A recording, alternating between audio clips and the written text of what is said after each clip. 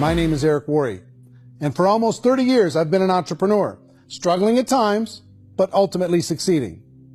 As a best-selling author, speaker, and business owner, I've spent my entire career helping millions of people around the world to become entrepreneurs. And I believe strongly that there is, in fact, a better way when it comes to how we make a living. The career landscape has changed dramatically, and many are still working in a model that is completely out of date.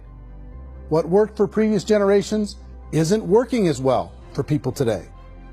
In this film, we're going to explore 3 important questions. First, what's really going on in our working world today? Second, in this new economy, is it better to become an entrepreneur, or is it safer to work for someone else? And third, if a person decides to become an entrepreneur and start their own business, how can they do it without taking on massive risk? To help in this journey, I've brought together some of the greatest experts and thought leaders in the field of entrepreneurship to share the real facts with you. My intention is to give you new information that will allow you to make choices that are not limited by an old, outdated model. Let's start by understanding what's going on in our working world today.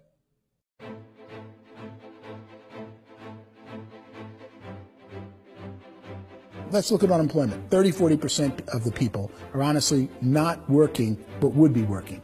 What our government does is if you haven't found a job in 6 months, we don't call you unemployed. We pretend you dropped out of the labor force. I've often said that unemployment, particularly structural unemployment, that's unemployment due to technological changes, is the first sign of economic growth. Think of it, 10 people live on an island. They go out every day and fish. One day, new technology shows up. A missionary brings them a net. Now, using the net, one pilots the boat, one throws the net. 2 fishermen can do all the work 10 used to.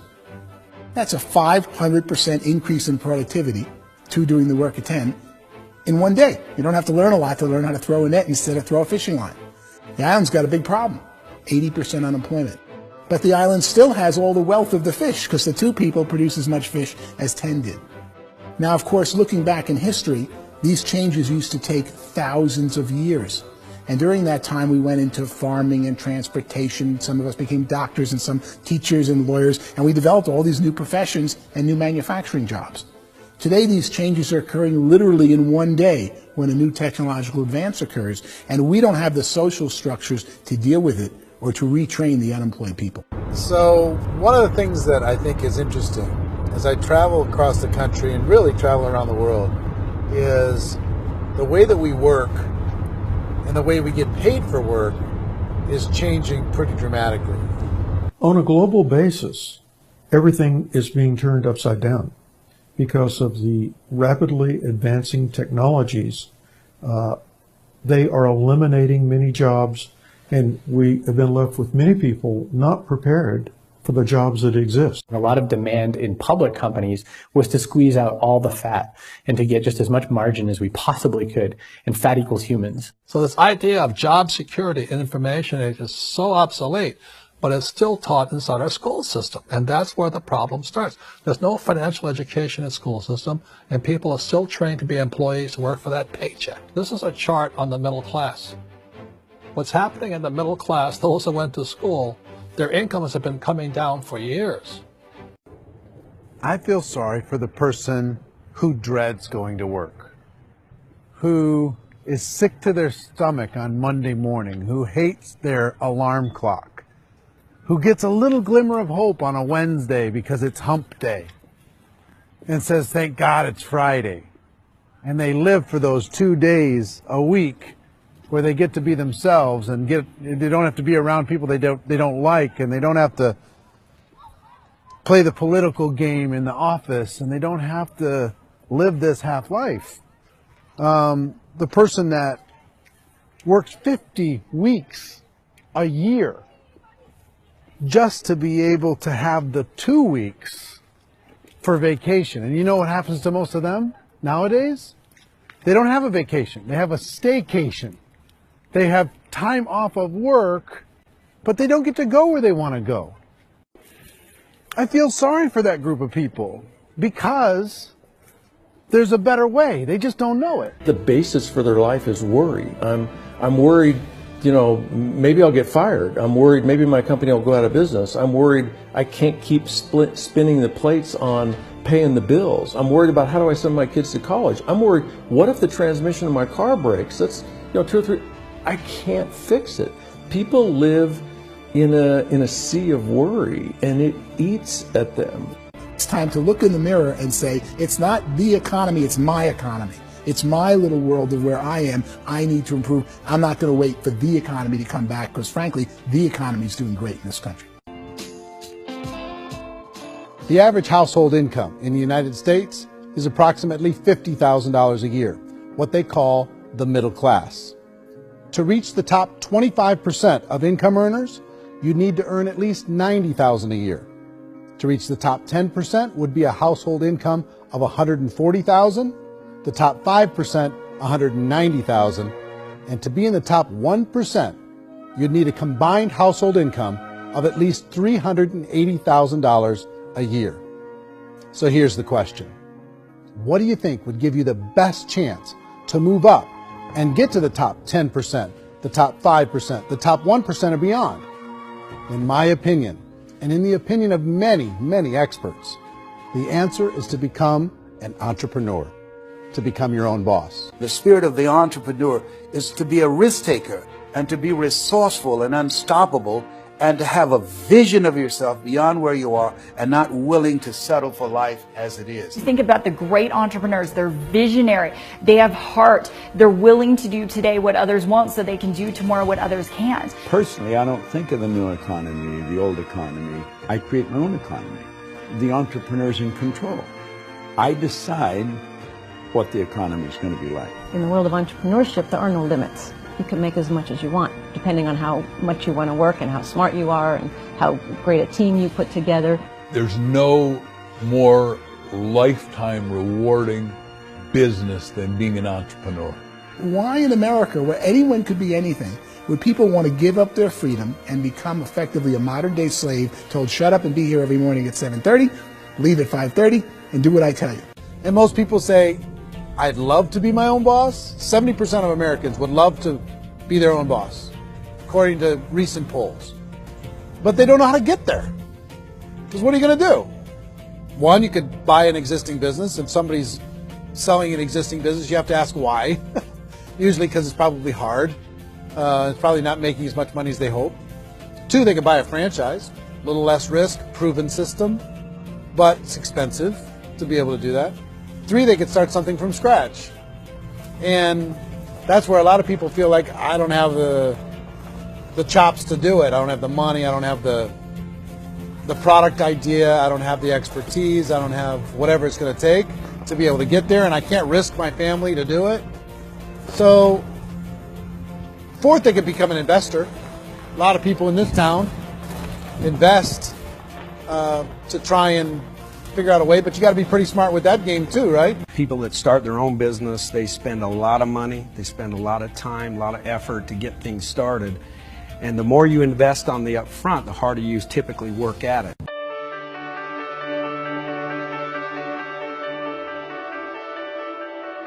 In our search for a better way to make a living, we've come to the conclusion that becoming an entrepreneur is actually safer than being an employee.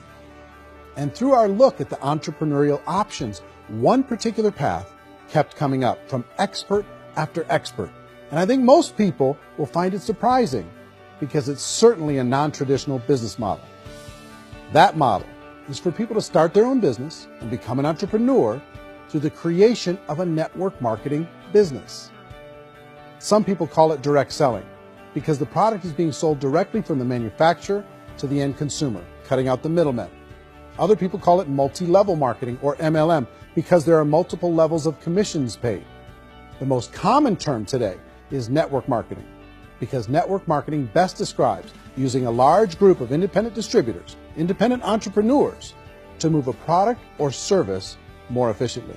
So my friend here, Donald Trump, and I, we always write about the network marketing industry. And the reason we support the network marketing industry is because it really is a business school for entrepreneurs. Because most people come out of school looking for a paycheck. Oh, that's terrible. I went to network marketing like that. I think if it didn't exist, we should invent it. It is that good. I think direct selling is a great way to do business today. It's very easy to get into that industry, and you can be self-employed, be, in effect, an entrepreneur. A traditional company will spend up to 50% of their total revenue on marketing. Network marketing companies use a different approach. Instead of having all that extensive marketing expense, they utilize a network of independent distributors to do the marketing for them. Now, why do they do this? First, because word-of-mouth advertising is so much more effective today than traditional media advertising. Second, some products need to be explained or demonstrated, and an independent salesperson can do that more effectively than an ad campaign. Third, it's completely efficient. The company only pays for the marketing of their product if a sale happens and not before. Imagine if Amazon allowed you to become an independent distributor and paid out 40% of its revenue to that distributor group. All you had to do as a distributor was recommend a product, and if a person bought it on Amazon, Amazon would take care of all the logistics, and you'd get paid for bringing the customer. Now imagine you got paid for every purchase that customer made for the rest of their lives. Well, Amazon doesn't offer this option, but network marketing companies do. 85% of all buying decisions in our society are made as a result of word of mouth or reputation. We're recommending things to each other all the time. You know, who's your dentist? Who's your doctor? Who's your lawyer? What detergent, are you using? What legal system are you using? What product are you using? We're talking to each other about the things that we love anyway. When you go into a big box retailer, you're lucky if the clerk looks you in the eye, much less gives you any detailed or accurate information about what you're purchasing. So of course, this personal information, this education coming from a friend, a neighbor, a relative, or even a stranger, but one who has experience with the product is extraordinarily valuable. As a matter of fact, network marketing can educate consumers probably better than any other form of marketing. It certainly can do better than advertising, because advertising usually has a certain hype to it, and you can only get limited information.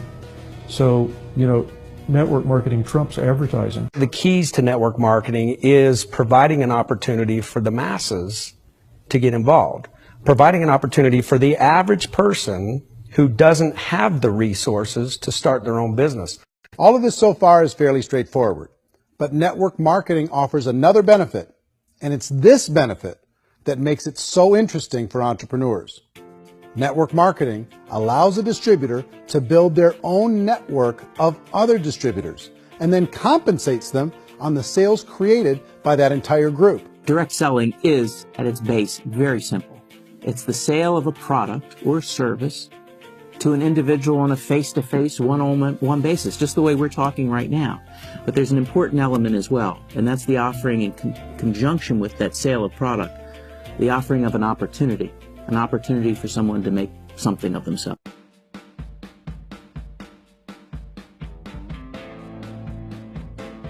According to the Direct Selling Association, if you add up all the network marketing companies around the world, they combine to do over $178 billion a year in retail sales.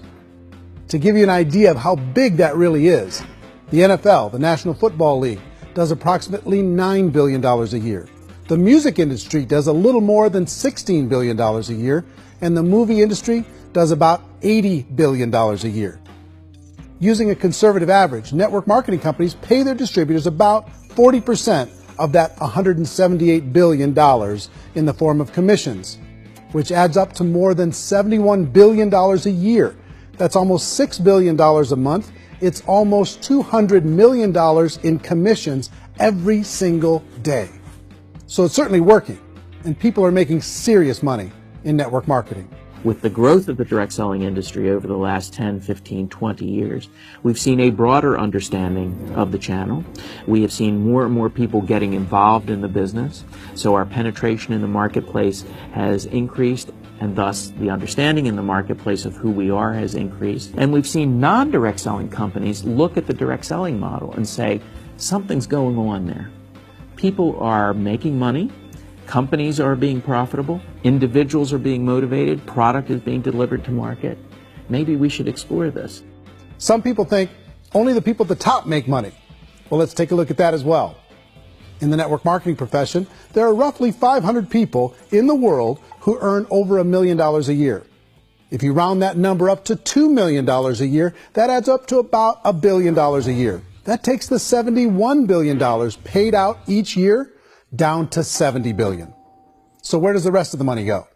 The vast majority goes to part-time people making anywhere from a few $100s a month to many thousands of dollars a month. It goes to people who choose to make it a full-time career move and earning even more than that. Every day, people are using the money they earn through network marketing to pay off debt, have more fun, and improve the quality of their lives. Everyone I know in network marketing has been doing that since the 50s. They go to work when they want to go to work. They stop working when they want to take time with their children to have a leisurely breakfast and discuss issues and drive them to school. They go back to work when they get home, wherever they're working out of. The biggest thing that I've seen is people that have become much happier in their life. MLM has probably made more millionaires of more people in more countries, and I've spoken to them in 67 countries, than any other single form of business, starting from nothing. If they have a choice between working a job for the next 10 years or working a network marketing business for the next 10 years, the result of working the network marketing business will be better. How many people are involved? Approximately 16 million Americans and 96 million people around the world are currently participating in network marketing. And in a recent poll, 82% of those people report a good, very good, or excellent experience with network marketing. So people are happy.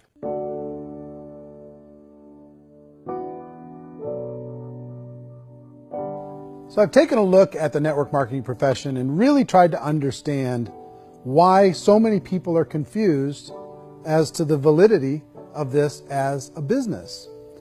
One is this pyramid shape. People get really messed up with this pyramid. Oh, it's one of those pyramid things. So I just think there are a lot of haters out there who really don't understand the industry and say, oh, it's a get-rich-quick scheme. It's a pyramid. Well, corporate America is a pyramid scheme. You know what I mean? It goes like this.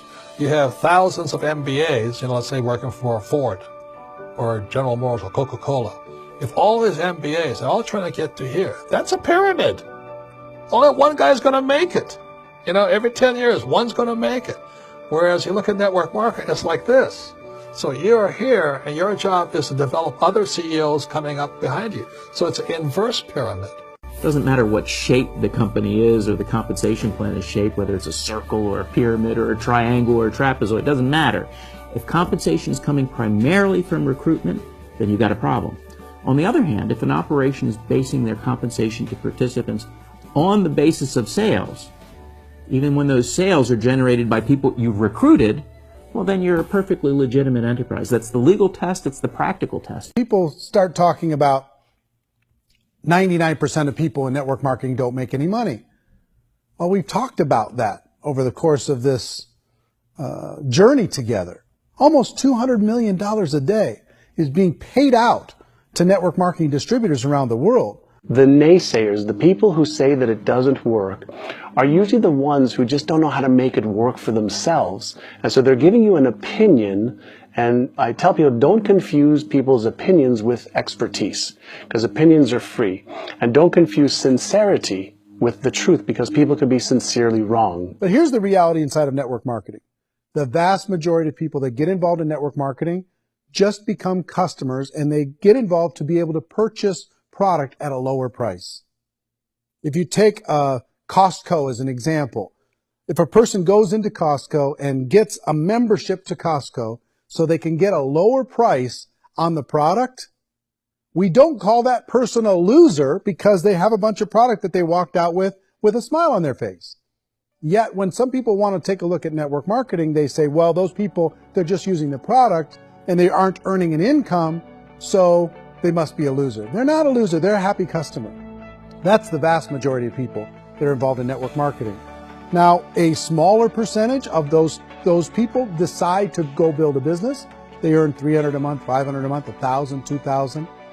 That's the bulk of earnings in network marketing. And then there's the few that really decide to take it serious, really decide to build a large network, really work to make that network very, very productive. And those people make huge amounts of money and there's no cap.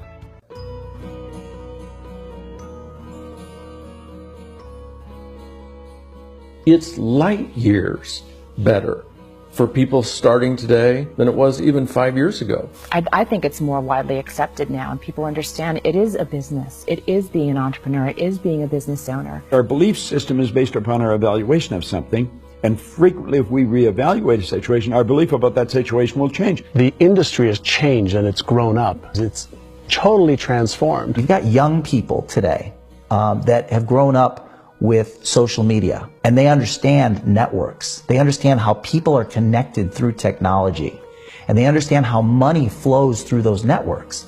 So when they see network marketing, they don't see it the way their parents saw it. It's like when they design a computer program, they design the program, then they run it, and then they go back through and they debug it. The MLM industry has been debugged. This is the day of being virtual, being able to run a business from your mobile phone. I mean, it's incredible. Companies are getting smarter. They're implementing more consumer protections. They're implementing more compliance training. They're doing more with respect to product research. If you do get involved and you make purchases of inventory, even on a voluntary basis, if you decide that this business is not for you, you can leave and have that inventory repurchased by the company. There's no other business that offers that kind of protection on a voluntary, self-regulatory basis.